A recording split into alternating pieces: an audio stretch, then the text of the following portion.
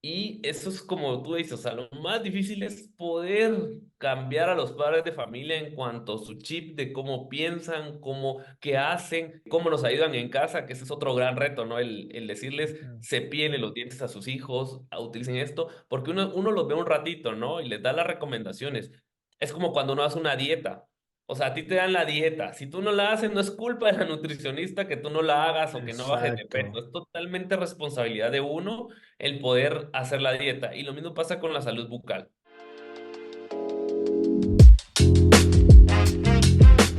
Bienvenidos a otro episodio del podcast dental de Odonto Academy con su host, el doctor Leo Márquez. En esta ocasión nos vamos con el doctor Jesse García. ¿Cómo estás, doc? Todo bien, gracias. Aquí, listos para arrancar y platicar un poquitito.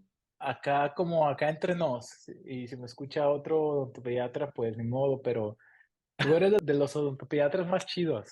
El dentista que a mí me hubiera gustado que me hubieran llevado, pero no sé, como que buena vibra, chido, y pues me imagino que los pacientes se han de sentir igual, ¿no? Es un Ajá, halago, de verdad, gracias.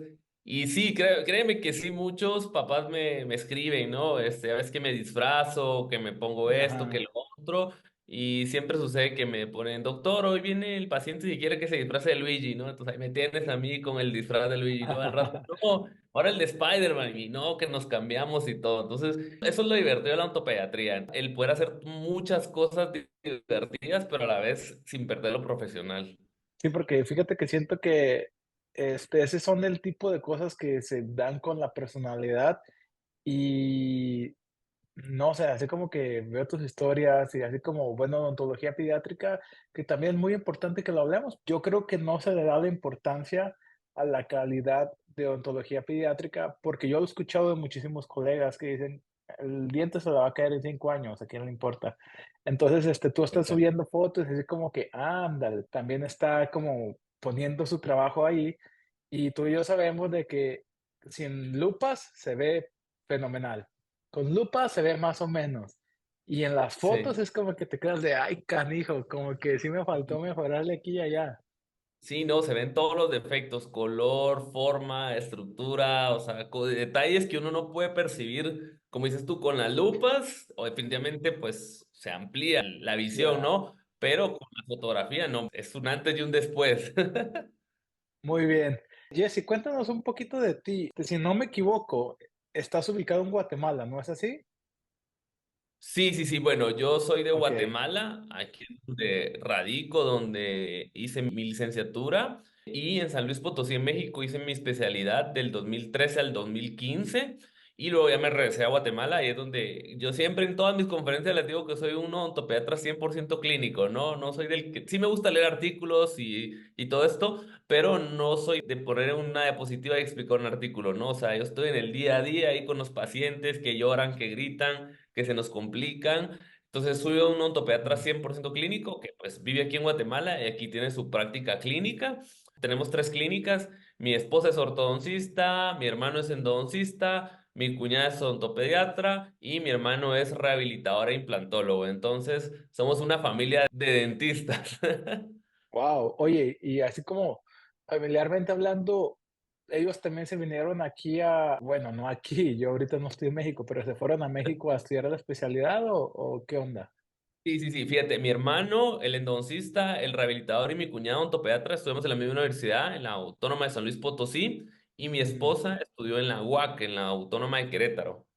Entonces, prácticamente todos venimos de la especialidad de México. Cuéntanos un poquito de cómo fue que decidiste tú entrar a estudiar odontología y también cómo fue que tú descubriste que odontopediatría era lo tuyo, porque habemos muchas personas que cuando estábamos a la mitad de la carrera todavía estábamos como que un día pensando orto, otro día Sí. cirugía oral de maxilofacial y otro día endo. ¿Cómo tú supiste que eso era lo tuyo?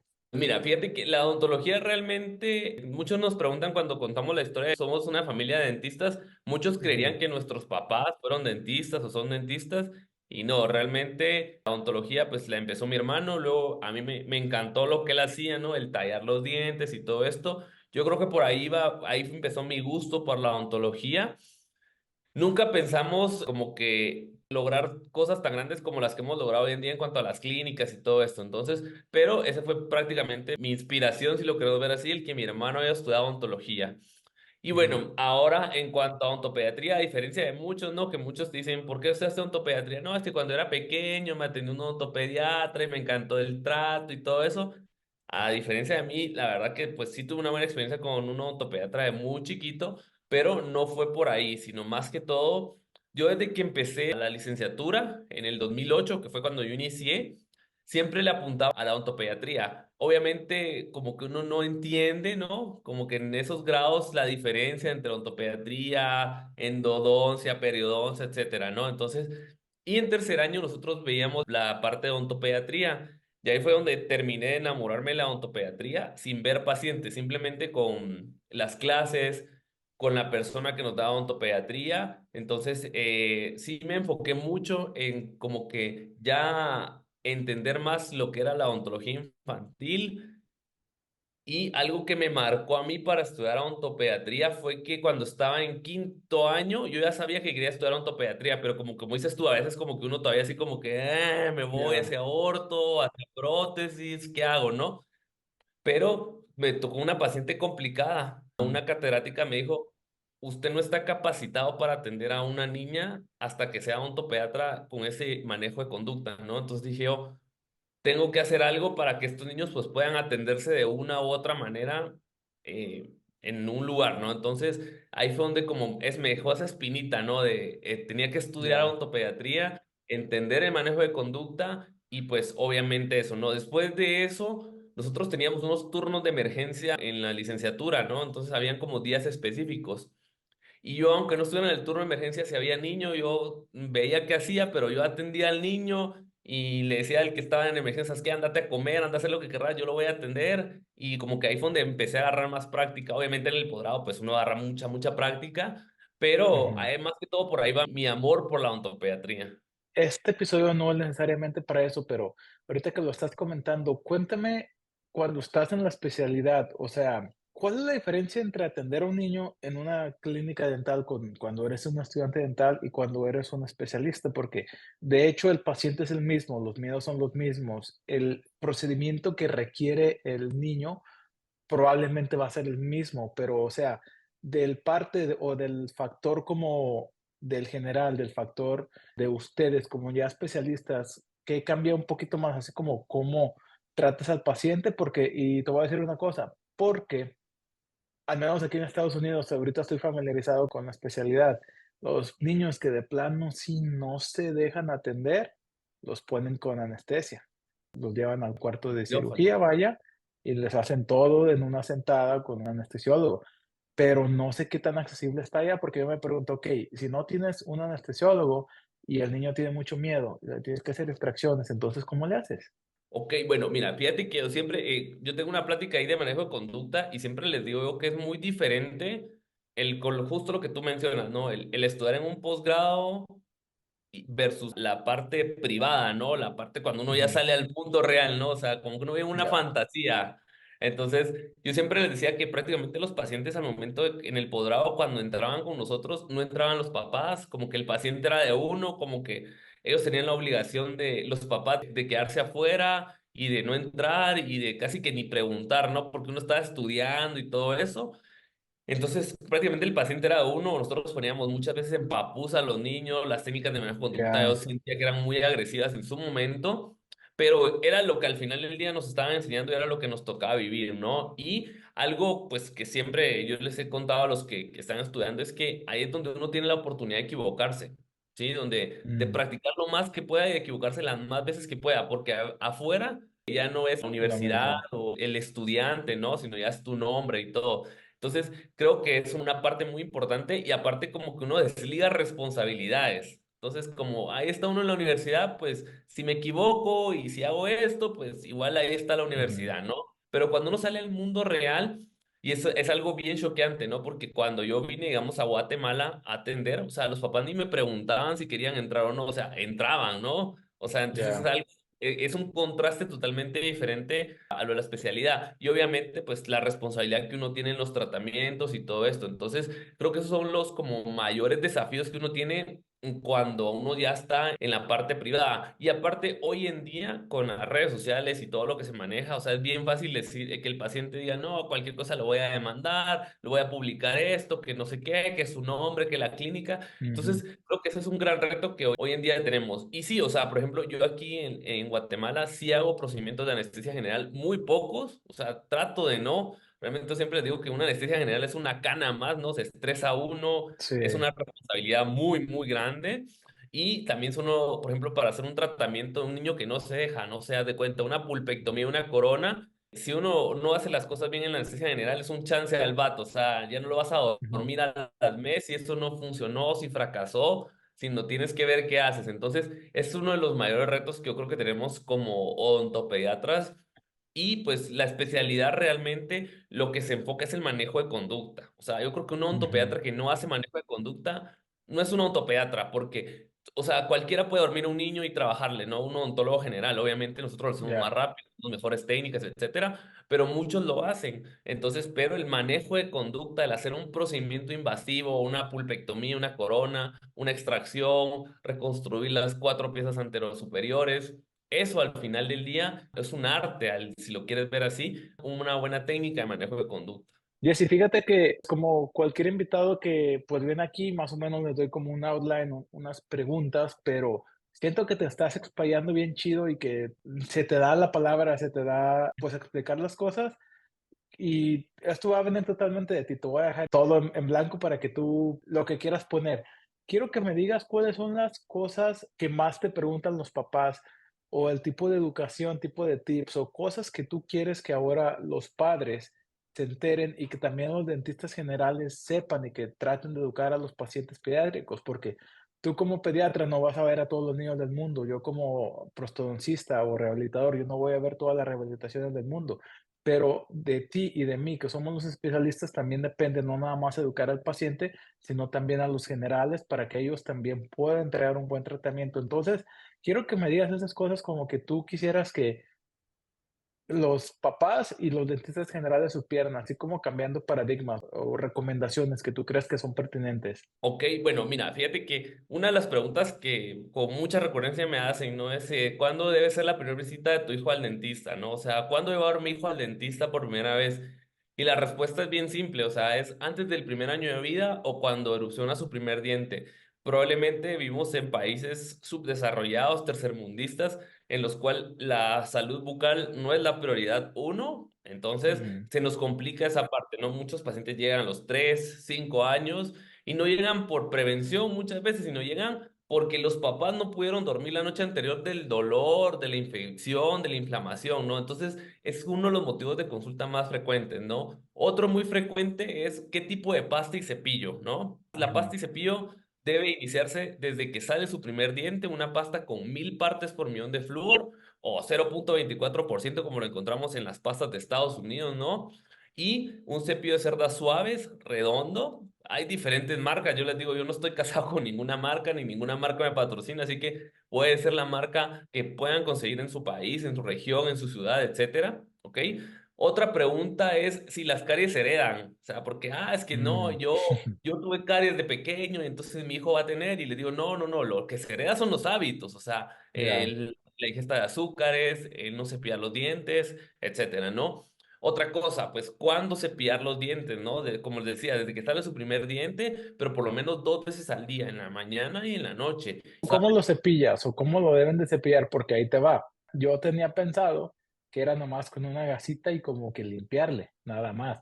Lo del cepillo digo, okey, y pues yo también soy dentista general y no te voy a mentir, yo no sé cómo limpiar adecuadamente los dientes recién erupcionados. Sí, sí, sí. Fíjate que yo tengo una ventaja. La ventaja es Ajá. que soy papá. Y Okey. yo tengo dos niños, uno de 5 y uno de 7. Entonces, o sea, a mí se me ha hecho muy fácil. Y otra parte bien importante es que yo les digo que soy un odontopediatra antes de ser papá y un odontopediatra después de ser papá. O sea, la visión te cambia. El cómo le Ujú. hablas a los papás, el cómo les explicas, el cómo te pones en sus zapatos. Todo eso, al final del día, el ser papá todos los días te cambia, ¿no? O sea, que es bien fácil decirle a los papás, no le dé azúcares, ¿no? Okey. hoy no pero en le lave, realidad, lávale los dientes todos los días, aunque esté dormido, láveselos, ¿no? Yo les digo, mire, si de vez en cuando se queda dormido y no se los puede lavar, ni se preocupe, ¿no? Yo entiendo a los papás, sé la paz que uno tiene ya cuando los niños se durmieron, uno ya está cansado, agotado, etcétera.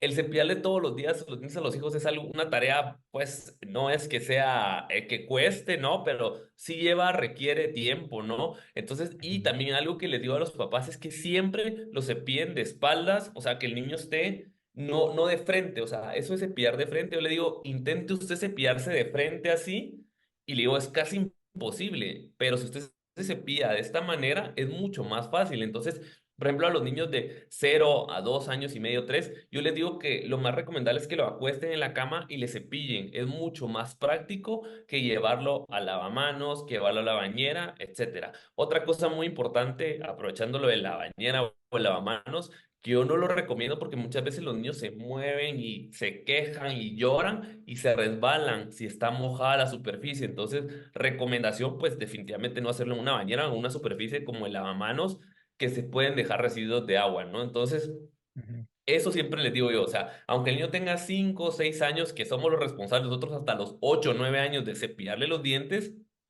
yo les digo que lo hagan, digamos, uno atrás de su hijo para poder cepillarlo de mejor manera. Entonces, ujú. muchos dicen que el cepillado debe durar 5 minutos, pero créeme que escuchar a tu hijo llorar 5 minutos todas las noches no es nada agradable, no es nada fácil, Ya. no es nada sencillo.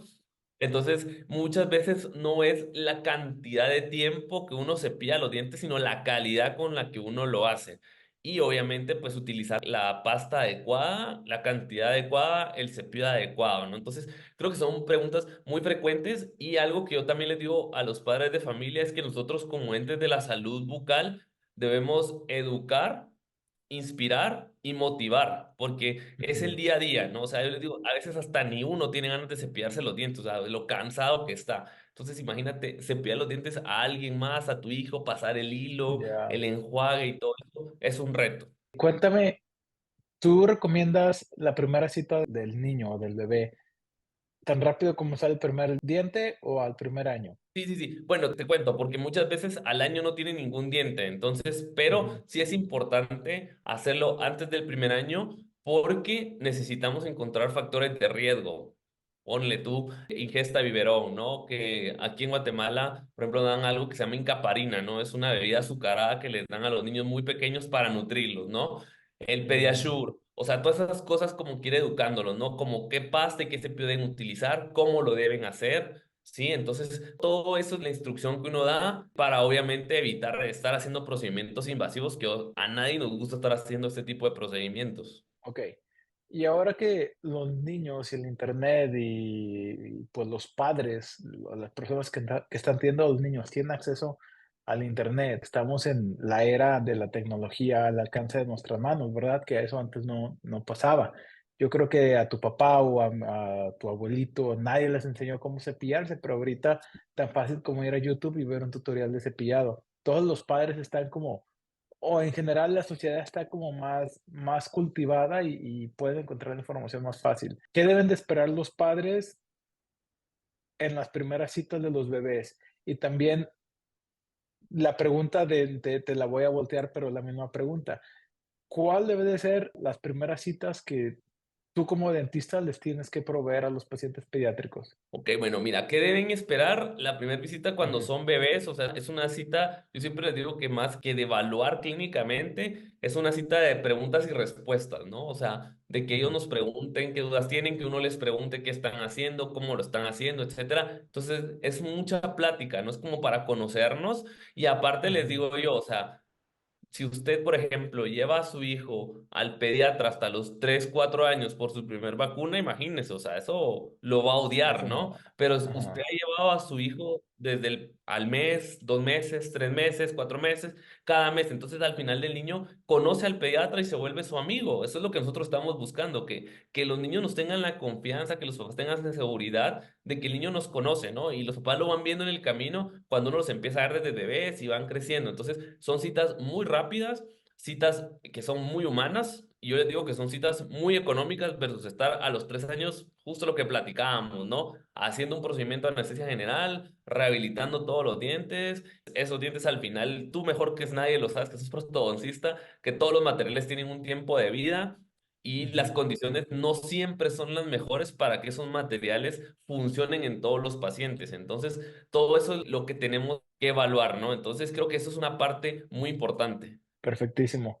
Entonces, también cuéntame, ya yéndonos un poquito más al proceso de atender a los niños, ¿cómo o cuáles son unos tips que les puedes dar tú a todos los generales o a todos los estudiantes dentales, dentistas generales que nos están escuchando, como técnicas de manejo del comportamiento en los pacientes pediátricos? La técnica que, pues hay muchas técnicas de manejo de conducta y no es una receta de cocina, ¿no? Cuando les digo esta plática, yo les digo, no es una receta de cocina, no es como que Ujú, a todos los niños vamos a hacer este proceso y pa.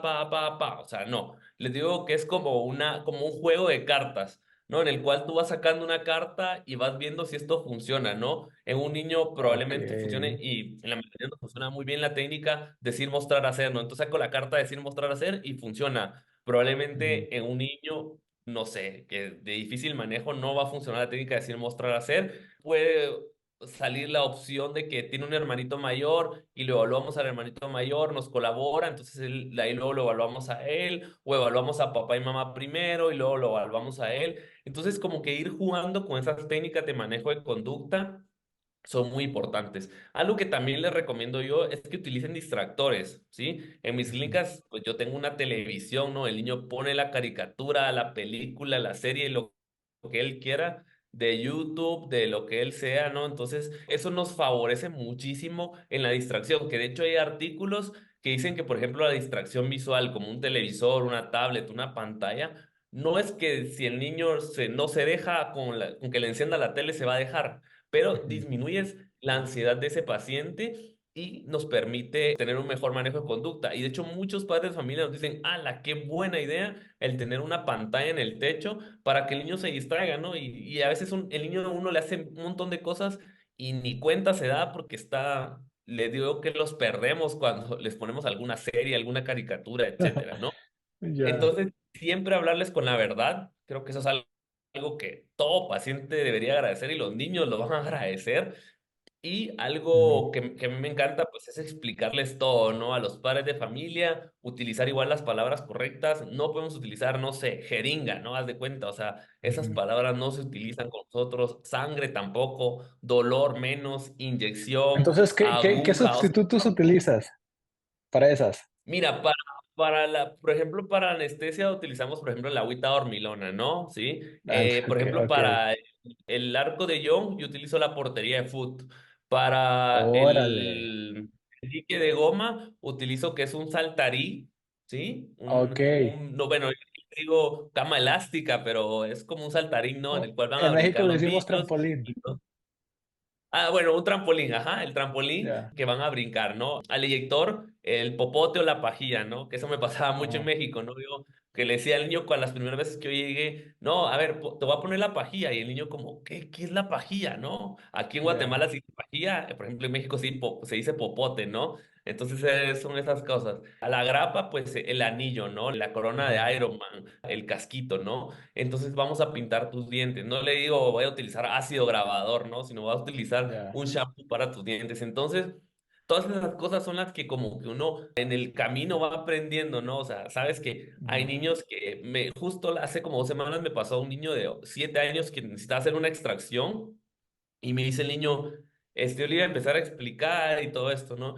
Y me dice el niño, ¿sabes qué? Yo ya vi un video en YouTube y ya sé lo que me vas a hacer. Entonces, no, ni me expliques, solo dale. Y ya, o sea, ni le expliqué ¿cuántos años nada. tenía? 7 años el niño. Oh, O sea, y man, se dejó súper bien, o sea, el niño ya sabía lo que iba. Entonces digo yo, wow, o sea, justo lo que decías, ¿no? La tecnología, el alcance que tienen los ya, padres de familia, todo eso al final toma sentido, ¿no? Entonces ya los papás ya es más fácil explicarles qué es un tratamiento de canales, qué es una pulpotomía, qué es una corona, pero a ellos pues también trata uno de hablarles en clave para que los niños no Ujú. escuchen, ¿no? No es como que, mire, le tengo que quitar el diente, ¿no? O sea, mire, es necesario hacer una remoción de la pieza por esto y esto, pero obviamente el niño como está distraído viendo la tele, como que no pone tanta atención. Entonces creo que uno de los factores muy importantes es la distracción visual y la técnica de decir, mostrar, hacer. Ok, perfecto. Oye, te tengo otra pregunta. Me llegó un paciente pediátrico para una consulta, pues para un examen, vaya. 7, 8 años, se portaba bien, como que cooperativo el paciente, pero no recuerdo cuántas caries tenía, eran como 16 o 17 en total. Y resulta que la mamá era una mamá moderna que no creía en el flúor. Entonces, exacto, no, entonces, y era una mamá joven, se tenía como unos 27 años y le empecé a decir, no, mira, es que el flúor sí puede ser, yo entiendo de dónde viene lo de la toxicidad, pero también tienes que ver, pues ya le empecé como a decir las cosas y quería hasta llorar, le decía, es que yo que le hice caso a una amiga y que me metí a ver videos en YouTube y que traté de no hacer lo de no flúor y aquí están los resultados. Y ¿qué es lo que le tenemos que decir a esos padres de familia que de repente, pues hay mucha desinformación? Inclusive había una serie en Netflix, me parece que decía que las endodoncias provocaban cáncer. Entonces, Sí. imagínate, ahí están las partes malas de tanta información que hay, desinformación. Puntualmente, qué le podemos decir a esos pacientes o los papás de Mira, esos pacientes? con lo justo lo que hemos estado platicando, ¿no? Hoy en día en las redes se malinforma todo, ¿no? O sea, algo malo se vuelve súper viral, ¿no? Las cosas buenas Ujú, muchas veces no. Entonces, y eso es lo que le gusta a la gente al final del día, ¿no? Entonces, hay mucha información que el flúor daña la glándula pineal, que hay un desarrollo retrasado psicomotor, que es tóxico, que esto y que lo otro. Pero les digo, o sea, todos hemos vivido con el flúor durante toda nuestra vida, ¿sí?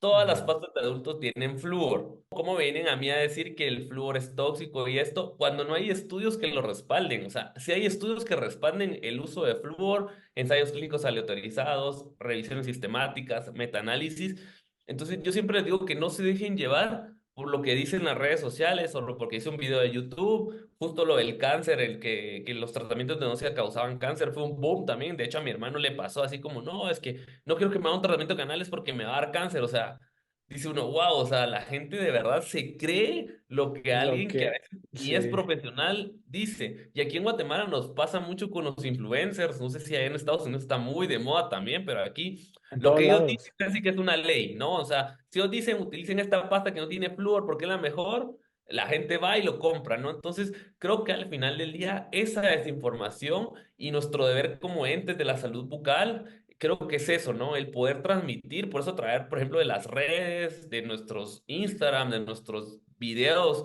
toda esa información que nosotros creamos es para eso, para poder informar a los padres de familia sobre cuándo llevar a sus hijos al dentista, qué pasta, por qué el flúor, por qué un cepillo, qué causa la caries, cómo la podemos evitar y todo eso. Entonces yo creo que ese es nuestro deber como odontólogos, el poder llevar esa información a muchos padres de familia. No vamos a llegar a todos, pero pues sí, tratar de llegar a la mayor cantidad o abarcar la mayor cantidad de personas que tengan como que esta duda, ¿no?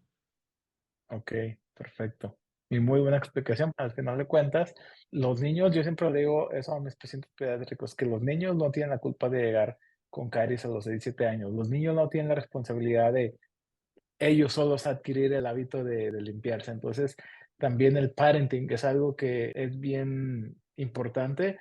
Y te voy a ser sincero, lo más difícil para mí de ver niños, o lo más difícil para mí de la odontopediatría, no es el niño, es el trato con los papás, porque yo le tengo poquita paciencia a papás que están cerrados de la mente y que repercuten en otro ser humano, como que me pone muy enojado. Es un reto para nosotros el poder hacer muchas veces ni el manejo de conducta al niño, ¿no? El niño se deja súper bien, él no sabe ni a qué va, pero el manejo de conducta a los padres de familia es una de las cosas más complejas. Y tenemos hoy en día diferentes tipos de padres de familia, ¿no? Los padres de familia que tienen un hogar estable, los que están divorciándose, los que no se pueden ni ver porque se divorciaron. Son muchos factores que involucran al final del día la psicología del niño y es ahí donde nosotros entramos como que en esa parte, ¿no? Entonces, y de ahí como que uno empieza a entender la historia del niño y dice uno, wow, o sea, por eso es así el niño, ¿no? De hecho, Ujú. bueno, hace como unos 2 meses me pasó un niño que tenía que hacerle una pulpectomía, una corona. Llegó la mamá, sí, sí, hagámosela, pero ¿sabe qué? Le va a preguntar al papá, bueno, reagendamos, ¿no? A los 3 días llegó el papá sin el niño y me dijo, mira, que quería que me explicaras. Le expliqué otra vez con la radiografía, mira, hay que hacer esto y esto, le expliqué todo, como 10 15 minutos explicando, y al final me dice, ¿sabes qué? Mi papá es odontólogo. Y yo sé un poco de odontología porque mi papá es odontólogo. Yo no veo necesario que a mi hijo se le tenga que hacer este procedimiento. Ok, perfecto. Ya ni dije nada. ¿Saben qué? No se hace el procedimiento. Y eso es como tú dices, o sea, lo más difícil es poder cambiar a los padres de familia en cuanto a su chip de cómo piensan, qué hacen, cómo nos ayudan en casa, que ese es otro gran reto, ¿no? El decirles, Mm. cepíenle los dientes a sus hijos, utilicen esto, porque uno los ve un ratito, ¿no? Y les da las recomendaciones. Es como cuando uno hace una dieta. O sea, a ti te dan la dieta. Si tú no la haces, no es culpa de la nutricionista que tú no la hagas o que no bajes de peso. Exacto. Es totalmente responsabilidad de uno el poder hacer la dieta. Y lo mismo pasa con la salud bucal. Ok. Oye, me gustó tu analogía de el nutriólogo. Yo creo que la voy a empezar a aplicar con mis pacientes. No, buenísimo, adelante, adelante. Jessy, está bien interesante todo lo que nos estás compartiendo y ahorita hablamos un poquito de que tú mencionas que los materiales dentales no están diseñados para funcionar para siempre, pero yo me imagino que por el hecho de tú estar viendo pacientes pediátricos que de alguna manera, si ya tienen caries, eso los pone en un alto riesgo de caries en nuevos dientes o de caries secundaria, más o menos, ¿qué materiales estás utilizando? Porque me imagino que debe de haber una diferencia de materiales, porque obviamente ya sabemos que una corona pediátrica, el proceso de una corona es diferente al de un adulto. La pulpectomía lo mismo, no lo mismo un pulpectomía, una endodoncia. Más bien en resinas, como los procedimientos más comunes. ¿Tú con qué materiales estás obturando? Una doctora me escribió que qué ionómeros utilizo y no, yo le digo que por ejemplo, los ionómeros de alta viscosidad o reforzados con resina vinieron a facilitarnos la vida a los odontopediatras porque son encapsulados, ya no tenemos que estar mezclando, los colocamos en un amalgamador durante 10 segundos y con una pistola los inyectamos y es mucho más fácil y mucho más práctico para nosotros como odontopediatras porque estamos trabajando en una boca donde el niño está así como que tenemos que ser más rápido, ¿no? En cambio, Ujú. versus ustedes los protecistas, ¿no? Se pueden tardar horas haciendo anatomía. Yo les digo Sí. que nosotros no somos buenos haciendo anatomía, o sea, no tenemos el tiempo suficiente para estar haciendo las fisuras, las fosetas, y muchas veces nuestras restauraciones no son tan estéticas como los protecistas, ¿no? Que se pueden tardar horas, que el pincel, que la textura, que la pinturita, No, o sea, nosotros a lo que vamos. Entonces, los ionómeros de vidrio yo los utilizo muchísimo, me han sacado de muchos apuros y obviamente las resinas, o sea, creo que son dos materiales que definitivamente sí o sí usamos los ontopediatras, independientemente de las coronas de acero o coronas de celuloide, etcétera. Y yo creo que algo muy importante es que la ontología ha cambiado, la ontopediatría también, la tecnología nos alcanzó a los ontopediatras, ¿no? Si te das cuenta, hoy en día muy pocos odontopediatras utilizamos magnificación, como son las lupas. Ujú.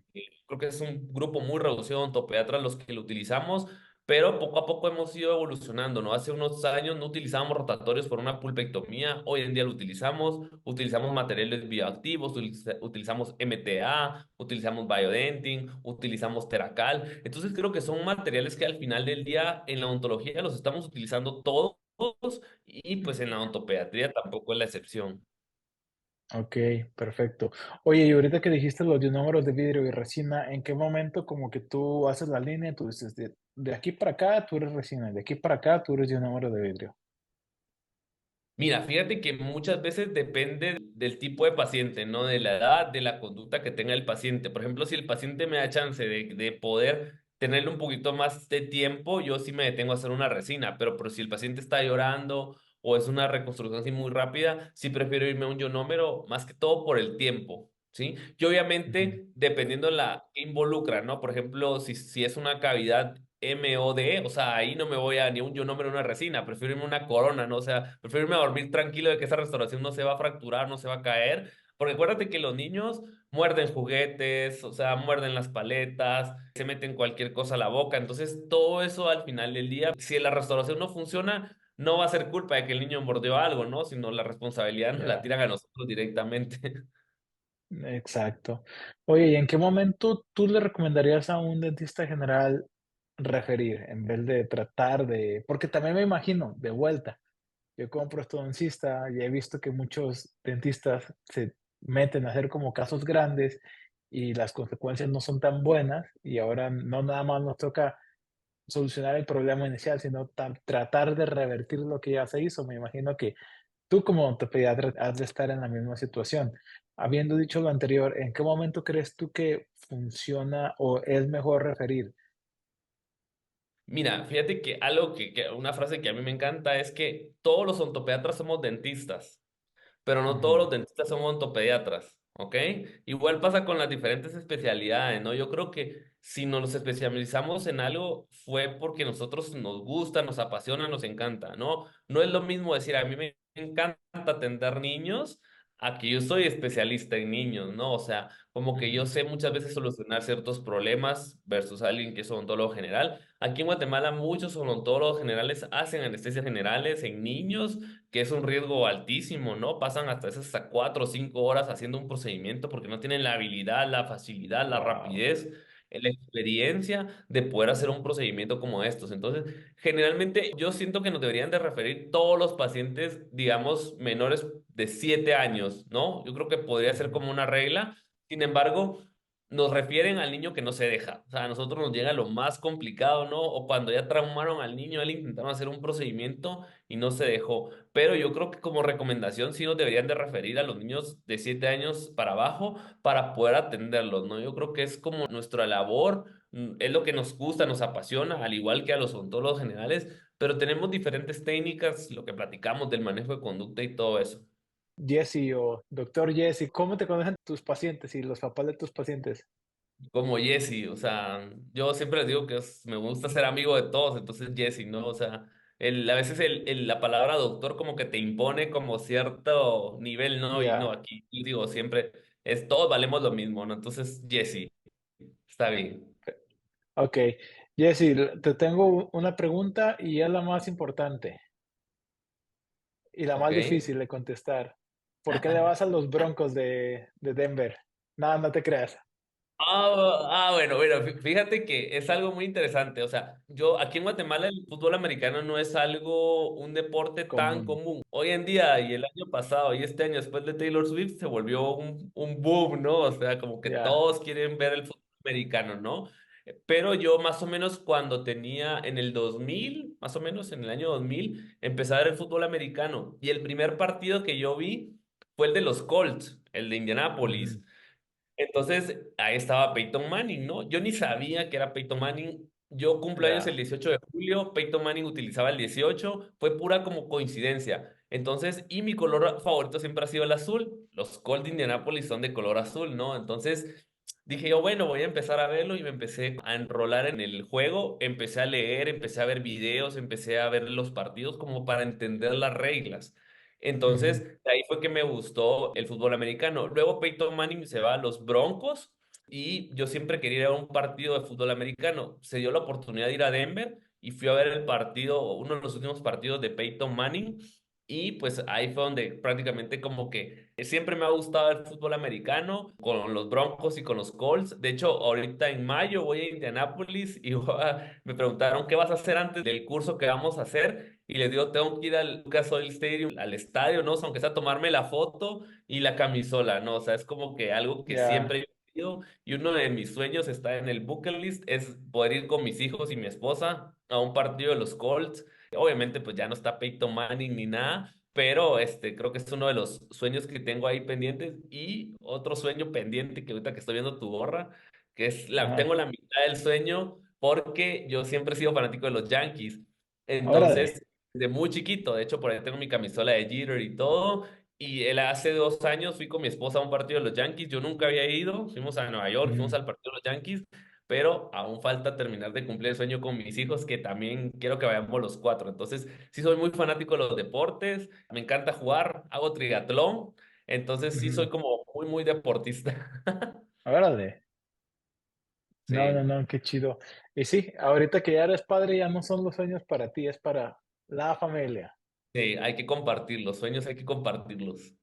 Ok, me imagino que cuando vengas a Indiana vas a aterrizar en Chicago, ¿no?